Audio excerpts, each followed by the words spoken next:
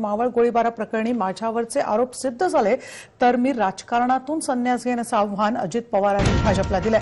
काल वर्ध्यात झालेल्या सभेत मावळ गोळीबाराविषयी पंतप्रधानांनी अजित पवारांवर आगपाखड केली। या विधानावर आज अजित पवारांनी उत्तर दिले। मी अधिकारी पोलिसांना गोळीबारासंदर्भात सूचना दिल्या होत्या का हे सिद्ध करून दाखवा असं ते म्हणाले। पुण्यात आयोजित काँग्रेस राष्ट्रवादी काँग्रेस यांच्या संयुक्त बैठकीनंतर ते माध्यमांशी बोलत होते। 2011 मध्ये पवना धरण ते निगडीपर्यंत जलवाहिनी प्रकल्पाला विरोध करण्यासाठी पुणे मुंबई महामार्गावर शेतकरी रस्त्यावर उतरले होते।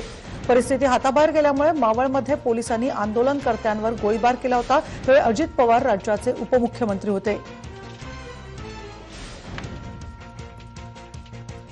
असेल सीबीआय असेल जे काही असेल ते सगळं त्यांच्या हातात आहे। या स्वायत्त संस्था वगैरे सगळ्या घटनात्मक संस्था। माझे त्यांना आव्हान आहे की मी एक शेतकऱ्याचा मुलगा आहे, मी शेतकरी आहे।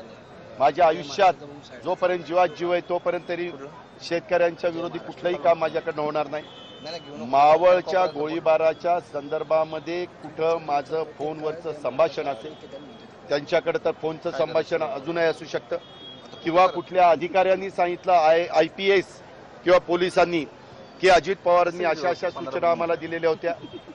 जर असं खरं ठरलं तर मी आज तुम्हाला सांगतो अजित पवार राजकारणातून निवृत्त होईल।